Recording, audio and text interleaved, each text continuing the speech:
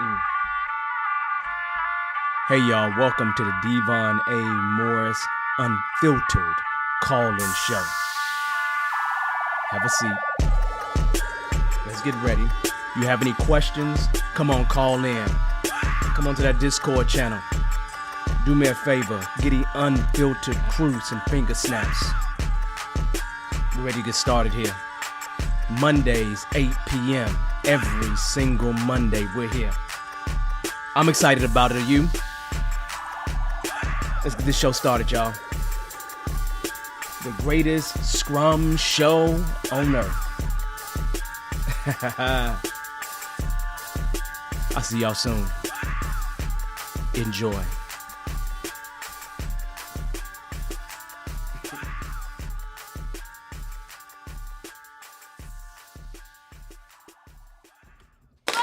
Hey, what's happening, people? What's happening? My name is Devon Morris. I am your personal agile coach. That's interesting, right? Anyway, no, I'm here to be your guide on your agile journey. I'm a certified Scrum trainer, board certified coach. I'm in school for PhD, and I got many other certifications. But here's the deal: we talk about agile, Scrum, entrepreneurship here, and we answer your questions, right? So that's the big deal. We answer your questions. Now, today's topic, what we're going to talk about on today, is going to be analyzing agile, thriving as an agile business analyst. That's one of those topics that don't get enough play, I think. And so I want to make sure we brush that to make sure we have it in the records so people can come look for it for sure.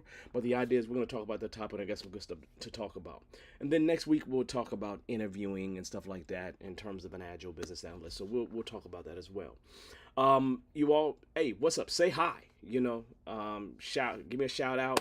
I'm gonna shout you out as soon as we're done with this thing. Whether you're on LinkedIn, you're kind of on YouTube, join us. I really don't check Facebook. I'm sorry. I got it there from my mama. So just so you know, for the people on LinkedIn, if you're gonna interact with us, come join us on YouTube. That way you can interact with us. So that being said, tell me what's going on with you all this week.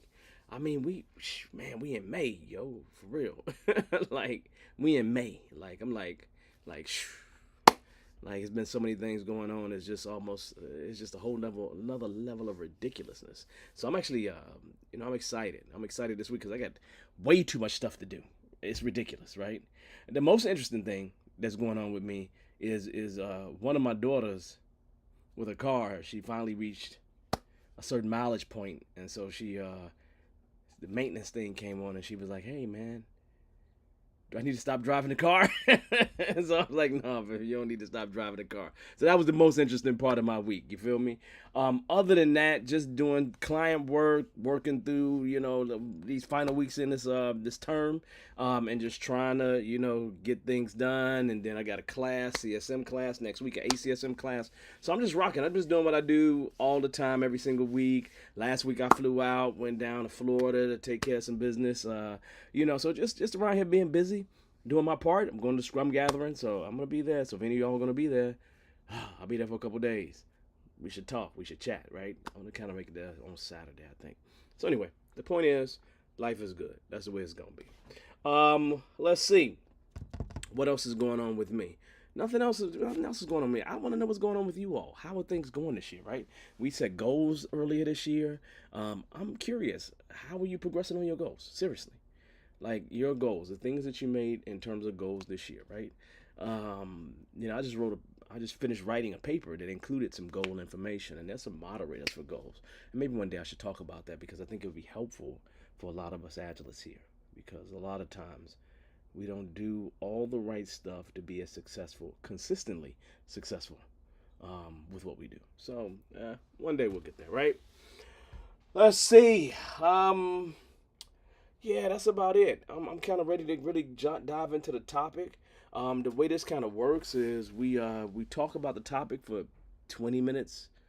Sometimes I go longer than that. So normally by 8:30 we're done. So somewhere between 8:20 and 8:30 we should be done. Sometimes I go longer. It is what it is. And then we shut that down, and then we open the floor for questions.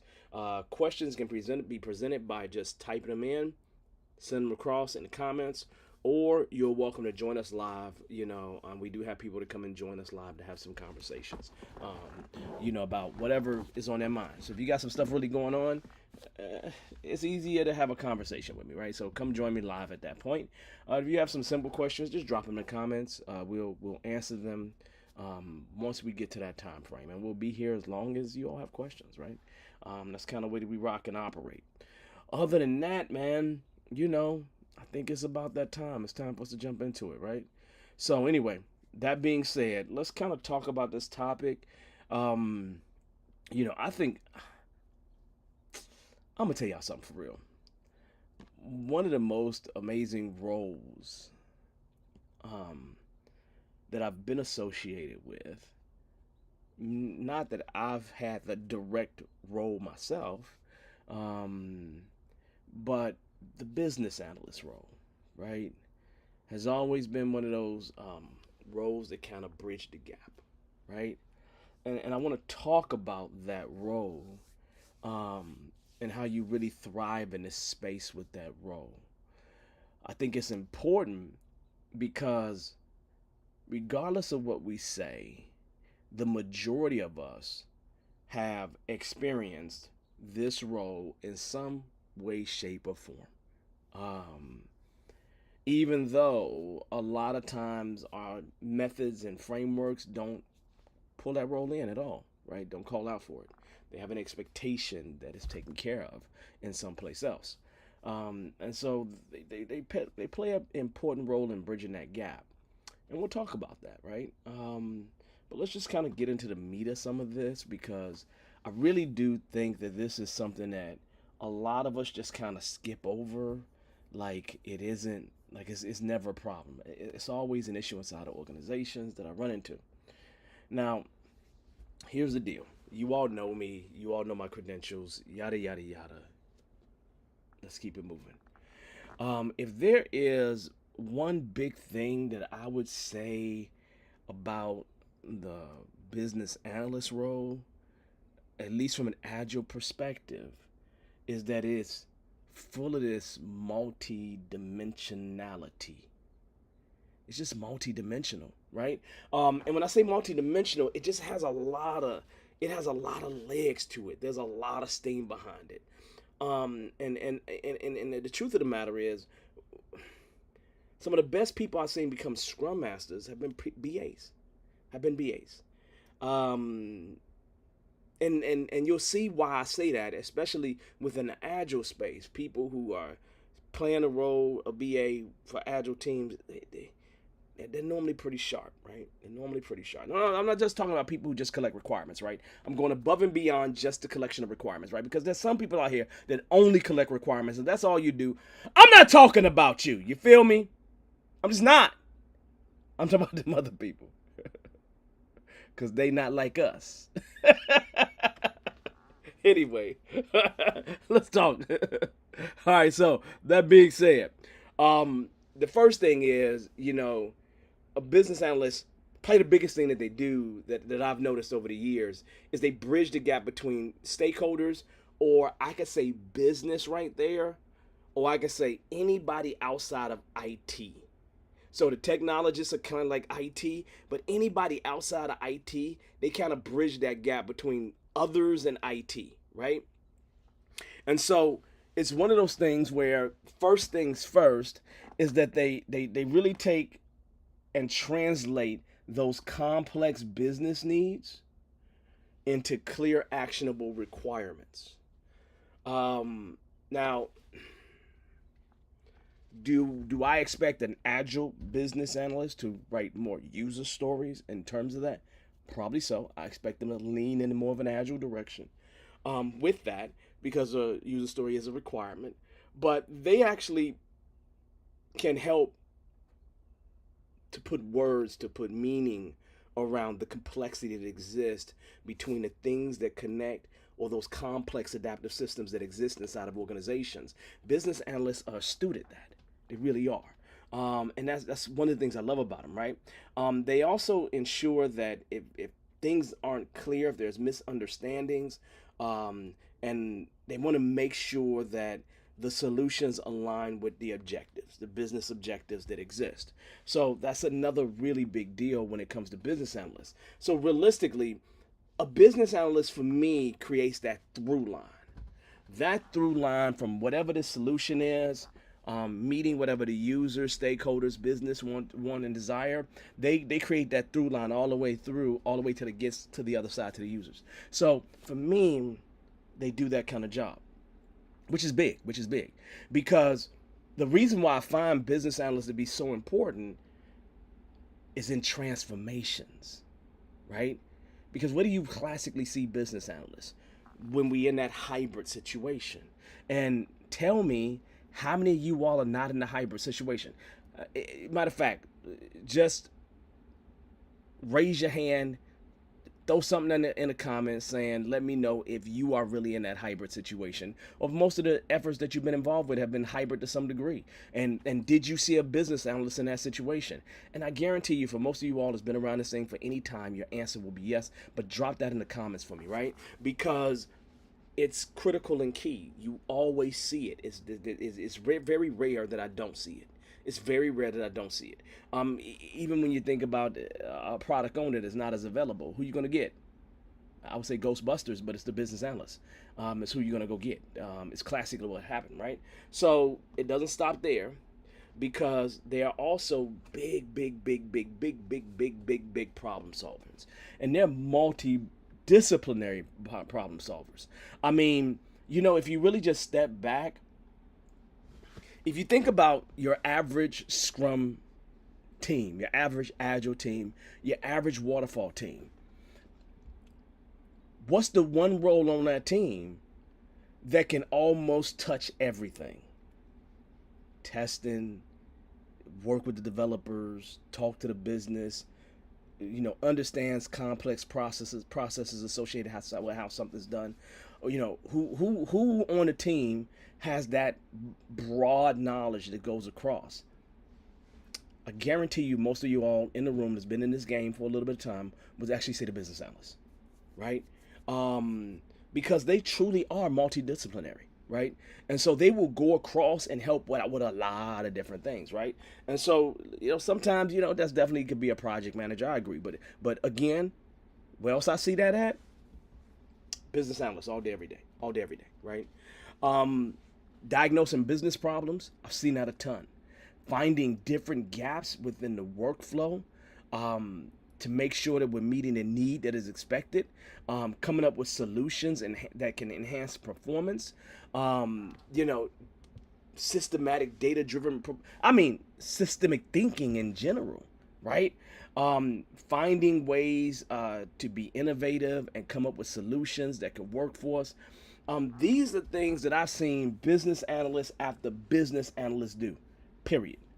I don't know any other role that is as multidisciplinary. I just don't, right? The other one I would think of is just a project manager, Scrum Master type. I think of them as well, but a lot of times I see business analysts that have some, they got something in the game, right? They got their foot in there. They got the foot in the door. They kind of got their toe in a little bit of everything, right?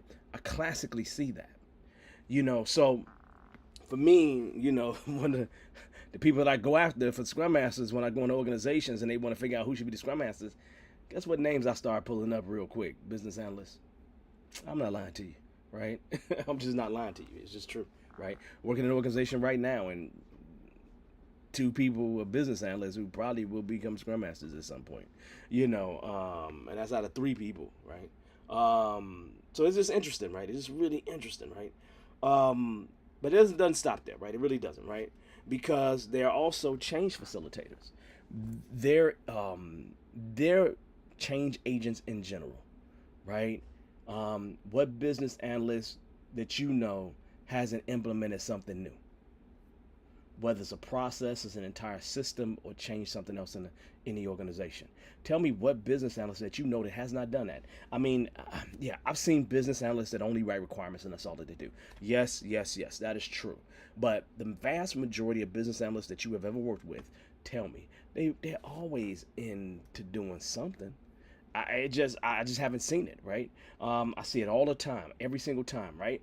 Um, and they're just not architects of change, but they're making sure that as smooth of a transition happens from what we was doing before to whatever we're going to be doing, and they are meticulously involved in that. If there are some people that I find that's really truly detail oriented to the nth degree, business analysts, right? They really are, right? I say that because I remember the first business analyst that I was working with was creating data mapping documents.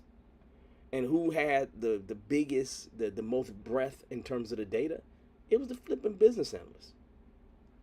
It really was. And I'm not talking about just the breadth of the data, what's in the database. I'm talking about the meaning across the business, how the actuaries was doing things. They just had a bunch of tidbits of knowledge that was always helpful for the team. They was a representation of the user for many of us, right? And so the business analyst just can go across all these things. So it's just one of those things where if you want to thrive, you do need to be a change facilitator. It doesn't stop there, right? Because quality assurance is another biggie. Name like literally name what business analyst that you know that doesn't deal with the requirements, then jump to the other side and deal with testing, with QA stuff, right? Tell me which one doesn't. Tell me what business analyst doesn't. Maybe not risk so much, right? Because that may be a PM thing, right? But risk management's in that, right? Have you been in a situation where I would say most situations you've been in, your BA has been somebody that was involved in QA as well. Absolutely, no question in my mind, right? So they play a critical role in quality assurance, risk management, making sure that requirements are met as needed, making sure that we capture risk, mitigate certain risk, making sure that we have the integrity that we need and the alignment that is necessary to meet business goals. This is what you run into.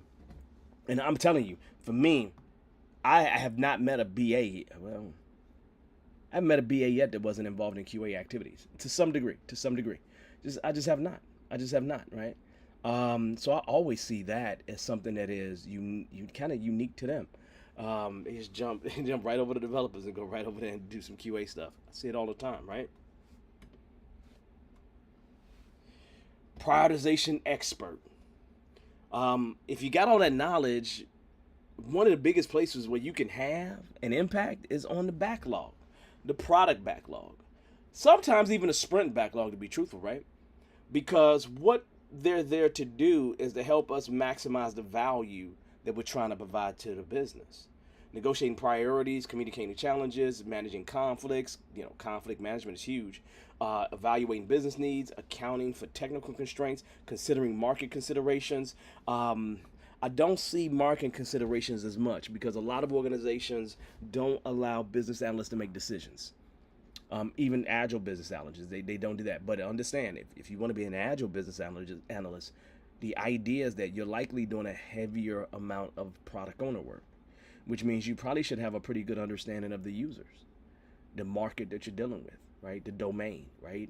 If you want to do that. So I definitely would say that should be a really important thing. You getting to know that user and getting to know that user well to the point where you could make decisions. I always try to think of my business analysts as proxy product owners to some degree, right? Because I do expect to put business analysts in a position where they can make decisions, right? And so ultimately, we're connecting strategy and tactics through priority. That's all we're really doing, right? That's all we're doing at the most basic level as a business analyst. So they are truly prioritization experts, right? And then I got one more here, I do believe, and that is being a strategic advisor.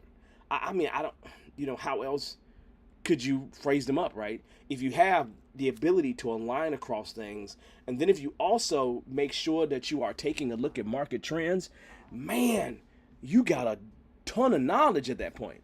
You got a ton of knowledge to make decisions that are really, really amazing.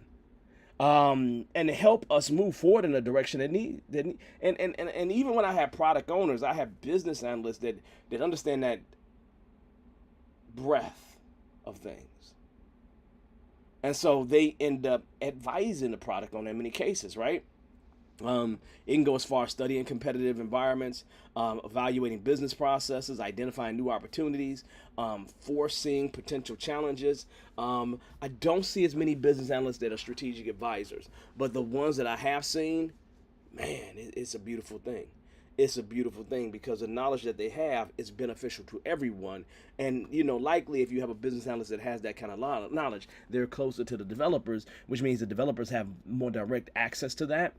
Because a lot of times in some organizations, they don't want the product owner doing as much work. I guess I don't know, but the idea is that when I got a business analyst that got it, I take advantage of it, man. I take advantage of it to the nth degree, right? To the nth degree, right?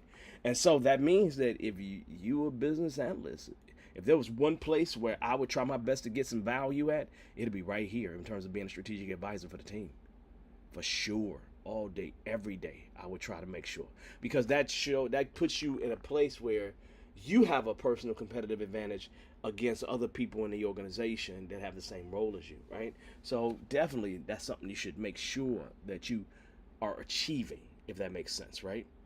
Now, let's talk about some key responsibilities, but I'll ask you all, right, before I move on from that, right? Um, which one of those things that I said do you think is the future of where, a business analyst should be moving toward, right? Which one of these things, right?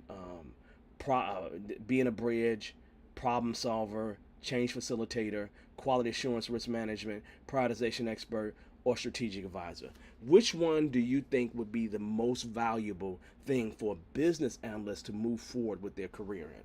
I'm just curious on what you think because I think I know what it is, but I'd like to get a consensus here to see if you all agree with me, right? So throw that in the comments. Which one do you think in terms of their future, not in terms of all the past stuff, in terms of their future, right? Now, that being said, I'm going to keep moving and I'll come back to that. Key responsibilities, classically, that falls under way for this Agile Business Analyst. I think it starts off with facilitation / collaboration, fostering communication between stakeholders and developers. That's probably the biggest thing. And I'm going to add product owner into that, right? Facilitating sessions. I definitely, one of the best scrum masters I ever had was a business analyst. And before they officially got the role as an actual scrum master, they were managing the stand-ups, doing sprint planning, the reviews and retrospectives. They was doing all the work of a scrum master, right? And their business analyst role because that team just didn't have one. And it was a big enough team to have one, they just didn't, right? And then find ways to ensure that everybody's heard. Everybody's heard, right? Diversity of thought is always important on a team. And if you're able to help with that, you're going to provide a lot more value for the team. You just will. And sometimes you have deeper insight than other people because you're closer to the team. Also, managing and refining the product backlog. This is probably one of the biggest things we classically see. And when I say the product backlog, I mean all aspects of it, right? And the product backlog items, creating those things, updating those things, making sure you have the right user stories, splitting them, slicing them as needed, making sure they're well understood, making sure they have all the assets that help to meet the definition already. You're going to be doing all kinds of things like that. So it's really important for you as a person that's trying to move in this direction, right? If you want to be thriving, you got to be prepared to do that. So that involves prioritization, that involves working with stakeholders, that involves understanding business value. I would advise that if you want to understand business value, make sure you look at epics, not necessarily user stories, because the business value is classically at the epic level, right?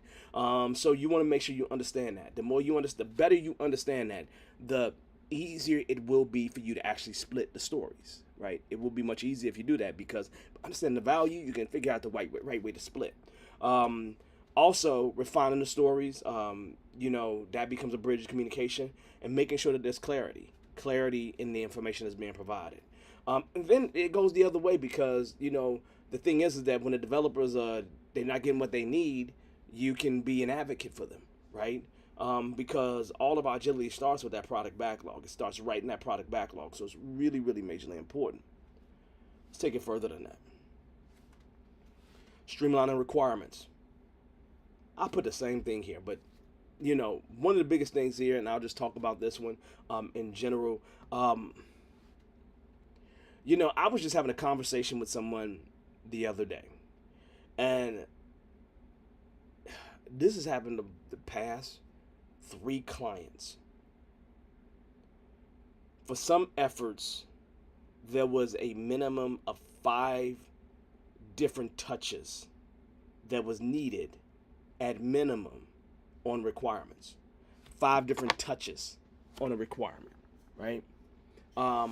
And I just, I didn't pay attention to this much in the past, but I'm just realizing more and more that it's almost like you have to have a Kaizen event on how you get requirements, because I'm finding inside of organizations it's taking longer and longer and longer to settle down on a requirement, which is a sign that we don't have real product ownership, but that's a different problem. But I'm talking about streamlining requirements here, right? And is it weird to me, or in the recent years, have you all been experiencing the same thing, where it seems to be there's so many people that got to touch requirements before they make it into a product backlog? I'm just curious, right? So I've learned now. I already had learned that I should be working with product owners closer, but now it is at the point where, as I continue to hear this, there's a clear statement in my head that I have to make sure that I have the right amount of hands touching the requirements, but it should be as few hands as possible, if that makes sense, right? And so streamlining requirements is, I think, really important. And that's just not just only about product backlog management, because how many hands touch it, how many approvals you need, whatever all these things are that happen, all those steps kind of slow you down, because if it's an emergency, you won't even do none of those steps. Like, you won't do none of them, okay? So really, really important to think about that. And then another big aspect in terms of business analysts that we tend to forget is that they help enhance the team performance, right? Just in making requirements better, just to meet a DOR, definition of ready, right? You're going to make it so then they don't have too many false starts. That helps the team out tremendously, because they're not doing a bunch of rework, right? So a deeper understanding of the business and technical domains, navigating challenges, making things more efficient, mentoring team members from a business perspective, all these things are really important. All these things are vastly important. So this role is just one of those that just dabbles in a lot of stuff. And I love business analysts. I really, really do, right? I really, really do. I almost decided to go to get the business analyst certification. I really did, man. I was going to do the IIBA thing, right? I really was, right? But I didn't have time. But I really wanted to do it, because sometimes when you go do those certifications, you learn a lot. You learn a lot, and it standardizes knowledge areas to some degree, which to me is beneficial, right? I learned so much by doing the PMP. That you just don't learn in your everyday actions sometimes, because you may be focused on a particular area of project management. So I'm just saying, that's what I was going to do. Would have been a good thing. I would have had a good time, right? All right, so the bigger thing that when I look at it, the actual business analyst, I think of them as a jack of all trades. That's ultimately what they are to me, a jack of all trades. I see PMs as that way, but I see it more in terms of business analysts, because they got their ear to the ground, man. They really do. And having your ear to the ground, when I say having your ear to the ground is a big thing, you know how good it is being a scrum master or new to the team, and you got people whose their ears is really to the ground. They know the heartbeat. They know what's really going on. Like, that right there is magical. And where I get that from, in the majority of teams that I run into, a lot of times with the business analysts. I get it. I'll get it from project managers. Don't get it twisted. I will, right? But I get it from business analysts. 1 and 2 between the two, right? Always. So always find them to be a jack of all trades, right? Now, what does that mean to me? They classically have the analytical skills, right? They know how to dissect problems, get down to the components, synthesize the information, and devise effective solutions. That's what I classically see. I also classically see they have great communication skills. Just to be able to communicate to people who speak in technical jargon and people who don't, that right there means that you are a yeoman. You do great stuff. If you can just do that, you are doing amazing by everybody, because you're able to distill ideas and communicate ideas and information to different people, different audiences, which makes you that gap bridge, which makes you that bridge builder, right? which makes you that bridge builder, right? And classically, it's between technical people and non-technical people, right? What about project management skills? You definitely have some of this, right? Most BAs that I know are like junior project managers to some degree. I mean, conceptually, they have to oversee the management of something, right? And so a lot of that takes management, project management skills.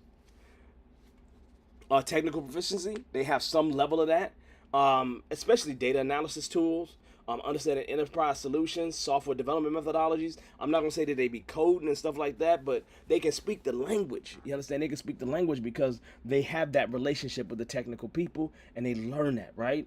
So I think that's amazing. Interpersonal skills. I know that I have business analysts that are more introverted, but I always see that they have the ability to deal with stakeholder expectation and negotiate differences of opinions between them, right? They just find a way to really do that and do that as smooth as possible. So I think that's important. But here's the deal, because we are past our time. My final thought here with business analysts, which I think is really important, is I find that they're probably one of the most central roles in most agile transformations. And let me just tell you kind of what I mean by that. A lot of times when I go into organizations, and again, tell me if I'm not being truthful here, right? A lot of times when I go into organizations, you classically will see that there's a business analyst associated with waterfall efforts. You classically will see that, right? Because there's a translation that needs to occur from the business to the developers, right? And I see classically they have business analysts that will write those requirements and do testing, QA kind of work on the other side of that, which means that they gotta be connected with the developers as well. And so in a transformation, these are the people that understand the value stream probably the best. And when I say the best, they don't just understand what it takes to technically build it, they also understand the business side. So they have a greater sense of the value stream that it takes to get something from thought to out the door, probably more than anybody else. And so for me, they become central to any transformation because you need people that understand the value stream. And I'm not talking about just the IT part. I'm talking all the way through, right? From the rooter to the tutor, right? All the way through. You understand? All the way through, right? Is what I'm thinking, right? And so I find the people that have that the most are a lot of times the business analysts. So if I take people who have similar amount of experience in terms of years, I find business analysts are closer to that. And so they become some of the key people I work with inside of any transformation. That's one of my biggest kept secrets because they normally have knowledge that they can give me that makes it easier for me to be able to navigate the organization so I can do what I need to do in order to make the transformation work.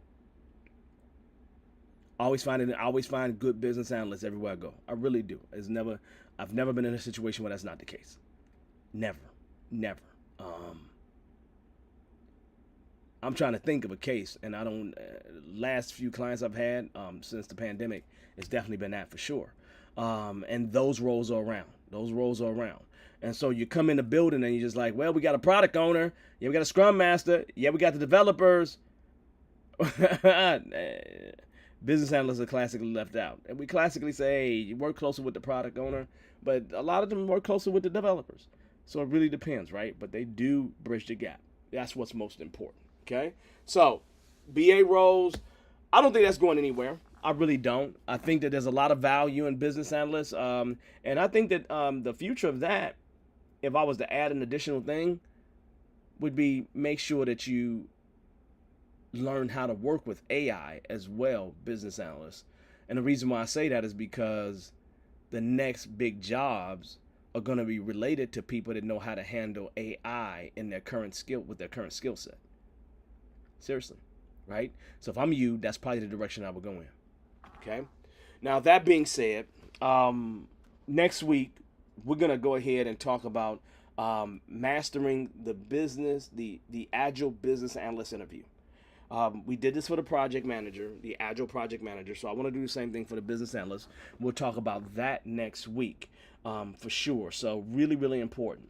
Now I will say this as we close out. this is what we do all the time. Every single week, we kind of talk about a topic, and then we kind of go deep on and open the floor for questions, which we're about to do. But if you like what we're doing, you should like and subscribe, right? Like, subscribe, come join us every single week, or just come in here when you just want to kind of connect with the community again, right? I think the community is amazing. I think there's great people here. I think there's way more than just me that can answer your question. So bring your questions. On that note, we're going to close that segment. And I'm going to give myself a... Do me a favor, if this is the first time you hear, hey, say this your first time here. I'm going to blaze you with those horns right there. Now, that being said, let's go ahead and open up the floor for any questions that you may have. Throw those shout-outs out there. If you're there, throw those shout-outs out there, because I'm going to say hi to everybody in just a moment. I want to go ahead and make sure I supply the link, just in case some of you all want to join live. You're welcome to join live. I'll have to throw my headphones on if you do join live, but I'm going to go ahead and throw that link out there for you to join. You're welcome to do that with us, so that's important. But this is the time to start throwing your questions in the comments or join the show live, whichever one you want to talk about. And we don't have to talk about the topic of the day. We can talk about questions that are coming up at your job, questions you're concerned about the future. Just about anything is good, or it could be on a topic that we just talked about. I'm good with that too. So any topic works, right? So what kind of questions do you have? Just go ahead and drop them in the comments, or come join me live on the show. All right, so that's that. So we kind of good here, right? Yeah, this was a topic that somebody asked me about, right? And I was just like, I haven't done anything related to that. So you know what, I'm going to do that, because I feel like I'm not giving them any love. But now the love is out there. But I'm going to tell you what my weekend was. And I hate to throw this out there. My weekend has been about rat beef. They not like us. They not like us. Hey, that's what my weekend has been about. So I'm just letting y'all know. That's what's been on my mind. They not like us, right? So I'm just saying. That's what my weekend's been about. So it's funny how, what's happening in the world can actually just have such an impact on your day-to-day. And the conversations you're having with people, right? And yeah, I'm enjoying a good rap battle. A good rap battle that hasn't happened in a long, long time. And if you don't know, just go out there and check. It's all over there, every place, right? Mustard on the beat. All right, so that being said, let me look, and let me see what's going on here. I don't see any questions just yet, so let me go ahead and say what's up to everybody, right? Hey, Jamila, how you doing? How a happy Monday to you too. It's almost Tuesday for us, but happy Monday for sure. Patrick, what's going on, brother? I'm good. Hopefully you're doing well and swell. You're making things happen. Let's see. D, how you doing, D? How's it going? I'm all right. Hopefully you're doing great too. What's up, Rajiv? My man, my mellow friend. Eve, how you doing? Evelyn, what's going on with ya? Miss Hancock, how you doing? I'm good. I think I saw your name come across my board at some point. I'm not sure if it's for a class or something like that, but I'm sure I've seen your name recently, right? So yeah, so that's it. That's all the people that said hi. So what's going on, y'all? Because I'm going to go back to my rap beefs. Any of y'all listening to the rap beef? Yes or no? What you think about it? I'm curious.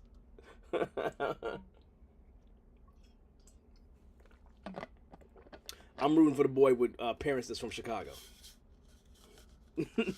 I'm rooting for the boy with parents that's from Chicago. I'm rooting for the shortest one, the darkest one. That's who I'm rooting for. Oh, okay, yeah. CSPO. Then I'll see you there. I'm waiting for you, Miss Hancock. I'll see you there. Yeah. I'm rooting for him. I'm rooting for Kendrick. But I love Kendrick. I always have loved Kendrick, right? I root for somebody with relations to Chicago all day, every day, right? I really do. I can't help it. I'm from the South Side, so I kind of do that by default. But yeah, Kendrick's dope. Yeah, he is. Yeah, he's doing a rap Olympics. So Haven't seen anything like this in a long time. I mean, even the old school things didn't do anything like this. That boy dropped like 30 minutes after he dropped. It was crazy. It's crazy. I can't even keep up. I can't even keep up. Ain't that crazy? How the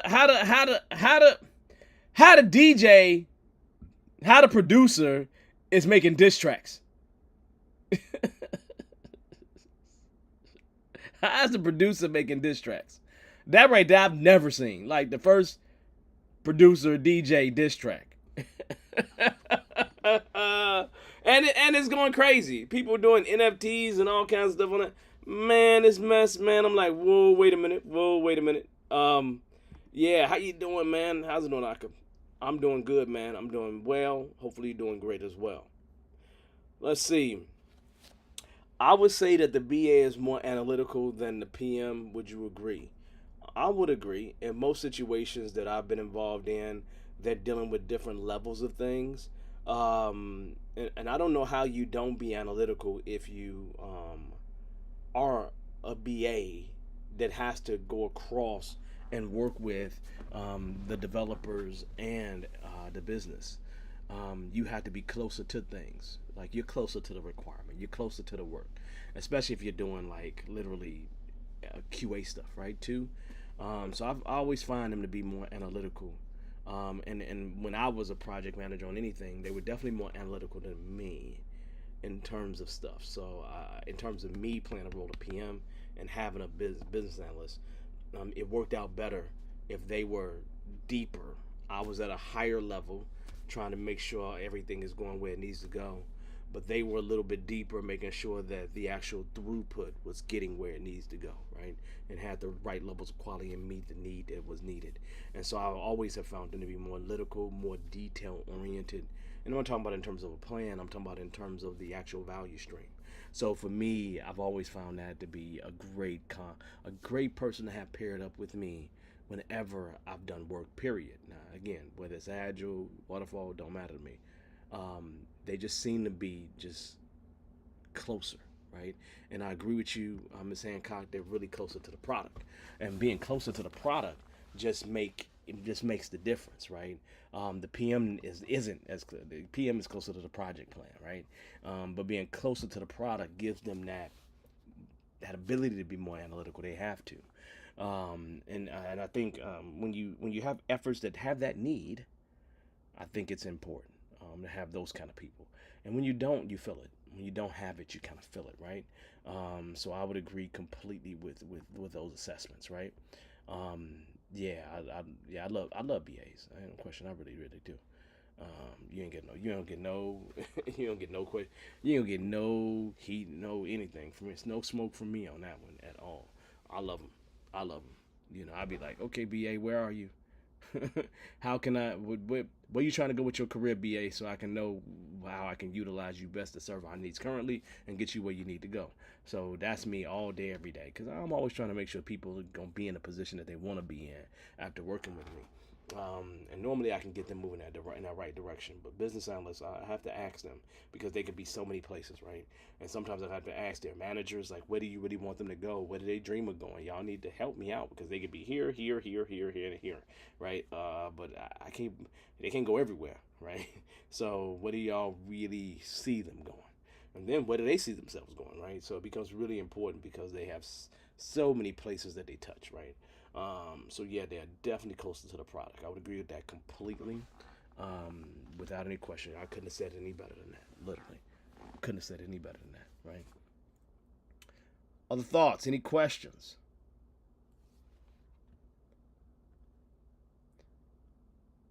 Yeah, I think you said that thing, like legitimately. I'm checking. Yeah, yeah, yeah. We're gonna see what happens with the diss songs this week. Hopefully they wait to the weekend because I gotta work this week. Like just wait to the weekend. Like only drop on the weekend. I ain't got time. Like only drop on the weekend, Kendrick and Drake. Please stop it. We grown. We all got real jobs. I know y'all do rap stuff and y'all be up all night, but we got real jobs. So just drop on the weekend. Oh man, that's crazy. All right, y'all. It look like my regular crew is here. It don't look like you all have any real questions. I don't see anything on LinkedIn at all. So we're good to go on that. So I ask again, any questions? You know, because I've been up since 3 this morning. I easily take myself to bed. All right, so let's look. Let's look through. Make sure you all are all right. Any other questions that you may have, drop them in the comments. Or forever hold your peace.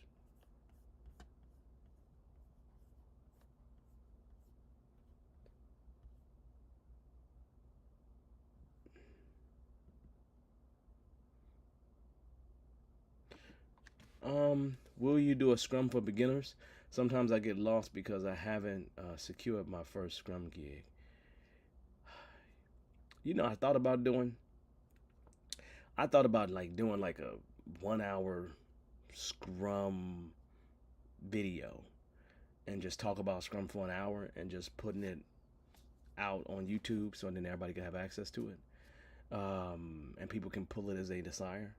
So that probably would be closer to what I would do. Um, you know, an agile overview is really simple.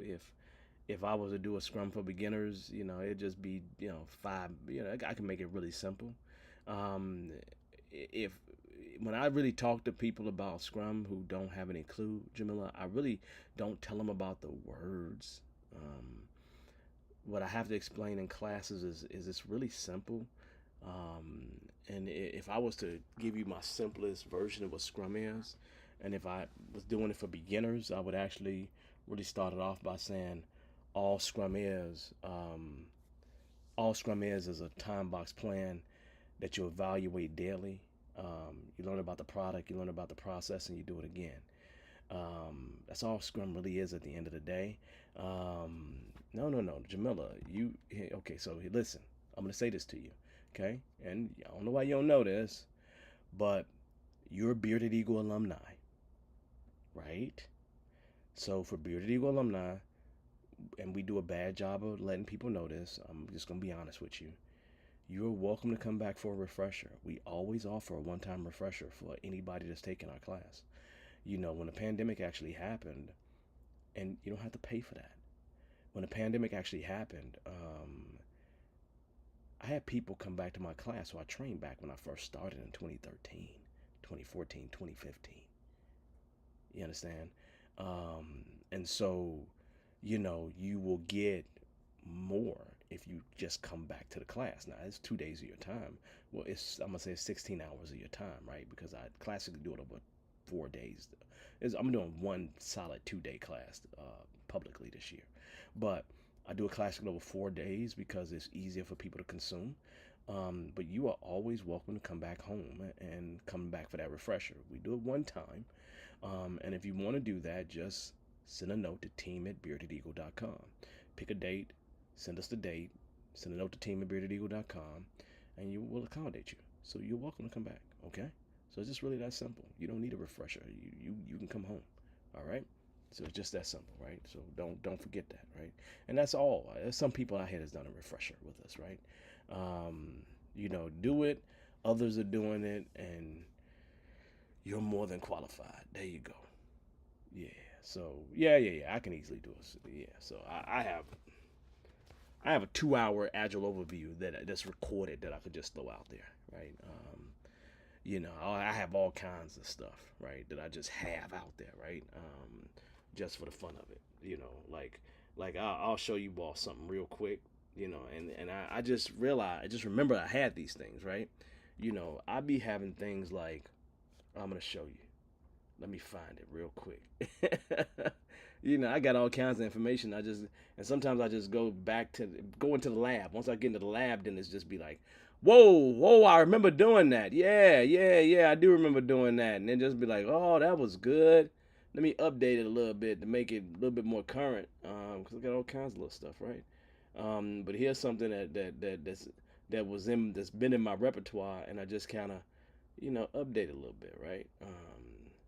Let's just go here, right? You know, like something like this, right? I think it's extra cool, right? Let me show it to you, right? Just a one pager on working agreements, right? You see that? Nothing crazy, but this is information that's in the kitty, and I got way more information like this, right? So all kinds of little guys like that we have, that I've created over the years, that we've created as a team, and it's just stuff that is in the stock, right? So yeah, and you absolutely are welcome, Jamila. Just come on back, send that team at beardedeagle.com, right? So yeah, people do come back. Um, let's see. What do you think the BA role will evolve to with AI on steroids in the mix? Do you think that most BAs will have to drift more towards having more data analyst skills and understanding LLMs? The second part of your statement, I think, is extremely true, right? Um, I think that business analysts will become more analytic, because it's almost impossible for you not to become more analytic, when you actually, and just so you know, Patrick's over here being fancy when he says LLMs. He's talking about large language models. Okay. Um, Patrick, you gotta help everybody out here. Everybody ain't studying AI like you, Patrick. Come on, man. But here's the deal, right? I do think that they will. I think all of us. I don't think that it's only them. I think that they will have to understand large language models, machine language, AI in general. I think we will all have to become more analytical in data. Um, you know, just engineering prompts is very interesting, right? Because you've done it. And AI is going to automate a lot of things. And so we're going to have to figure out how we work with AI, how we pair up with AI. And I think that the role that will do that a whole lot, that will definitely be a business analyst. Um, yeah, definitely a project manager, definitely a scrum master, right? Definitely those roles that connect everything, right? I don't know how you get around it. So I really do think that, if there was another thing I would tell business analysts is get heavy into AI, because I think it's going to be beneficial for you in the future. So yes, I know you already agree on that, and you already know that that's the case. But I think it's the case across many of our roles, Patrick, and you know this. Um, and it's I'm not throwing it out there as a fear thing, people. I really am not. I'm really throwing it out there as an educational thing that AI is going to do a lot of things where you need to skill up to be able to work with AI. And if you don't do that, you're going to be out of luck. A lot of people are skilling up right now. That's what they're doing, skilling up for what AI will become, right? And the only thing that we can't that we're probably not ready for is if AI decides to become, sentient and decide to go crazy on us. Now that we probably ain't ready for. But other than that, in terms of us pairing with it, I think we're going to be pairing with it a whole ton. So realistically, um, AI can do things in minutes that it take you hours to do, um, and give you a good enough whatever it is for you to roll. And maybe not with it specifically the way it is, but roll with an outline, right? So for me, I think that it's really important, Patrick, that they do learn LLMs, that they do get involved in AI, that they will become more data analysts. I agree with that a ton. But I agree with that with everybody else too. I really do. Okay. Yeah, Jamila. Yeah, come on. Just come on back. Team at beardedeagle.com. Right. And make sure you tell us the class that you want to take, and tell us when you took your class, the month and the year. Okay. So we can validate it and verify it. Okay. All right, everybody. What else is up? What else is up? Am I crazy? I like having these conversations with y'all. I do. Next week we own for sure, I think, but the week after that is probably gonna be the holiday weekend. either 3 weeks from now. I think it's 3 weeks from now. We got the holiday weekend, so we got to get prepared for that too. We're gonna take a day off or something. So I guess that'll be around the 27th. So that's when we'll be off on that day. All right, y'all. I think I don't see any more questions. I think Patrick gave us a really good question. So I guess we're going to have to start signing out. Look, this is always a pleasure. I always love it. I always love when we come here to have these conversations because I learn stuff as well.